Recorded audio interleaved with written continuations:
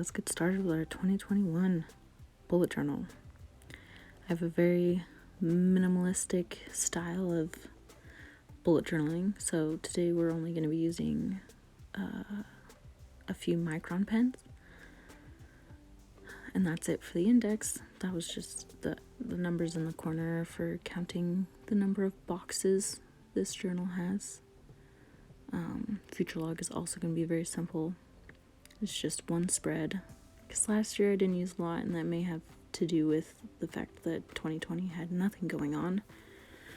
But I'm going to try it out this year and see how that works. I also just don't use future log very much in general. I don't have a lot going on. I'm a stay-at-home mom. So yeah, I don't have much going on other than household tasks. Also, I'm new to these are new pens, this is a new journal. I'm not great at cursive. That's something I want to work on, and that's why I'm videoing my bullet journal this year so that I can see my progress and see where I need to improve and all that stuff. And maybe you guys can help me, give me some tips on, I don't know, how to get better at that sort of thing. This next spread is the books I'm gonna read in 2021. This is more of just like a log to keep track of what I've read. I don't really have any specific books that I want to read this year. I just want to keep track of what I do read. And this is probably the most cutesy spread I think that I have. It's just books on shelves that I've seen. I'm sure you've seen them. They're everywhere. Pinterest, YouTube. I think I might add some extra, I don't know, some like potted plants or something on the shelves, but I didn't do that because doing this in front of a camera was a little bit nerve-wracking for me. Because, like I said, I am not great at this, and so doing this in front of a camera made it probably even worse. This is my measurements.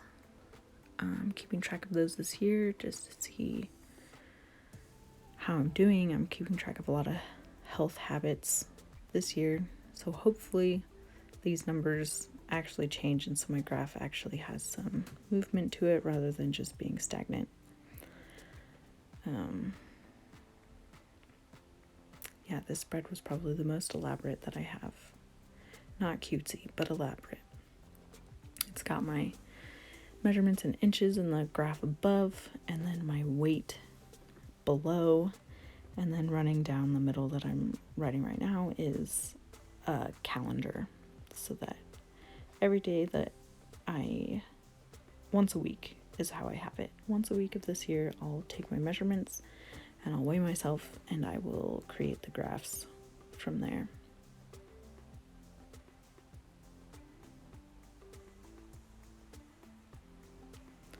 This is my second year using a bullet journal, but my first year using an actual dotted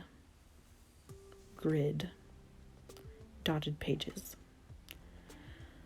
Last year I just used a planner that I had lying around. So you really can use any notebook and a pen and it'll work. But so far I've really enjoyed actually having a open space that I can just create whatever it is that I need. It's really nice.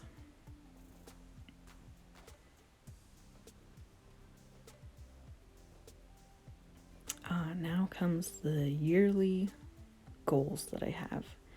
For the last 5 years or so, I come up with words. I guess a word for a year. This year, it's simplify. Last year was enjoy. I'm glad I had that for 2020 because sometimes it was really hard to enjoy that year. I'm sure a lot of you can relate. Spiritual BuJo. I'm going to make another bullet journal to keep track of like my like daily devotionals that I'll do, prayers, things like that. Invest in no spend months. We're trying to buy a house this year, so we're trying to save up as much money as we can. Me time. Having a baby has made it really hard to have me time, so that's going to be a goal this year. Practice mindfulness. Just another one of those things that I feel like a lot of people are trying to work on. Losing body fat. I want to get down to 35%. That's just a goal that I've had. There's no rhyme or reason. It just sounds like a good number. Intentionally live life. I feel like this was a hard one last year, so I'm gonna try to do better this year.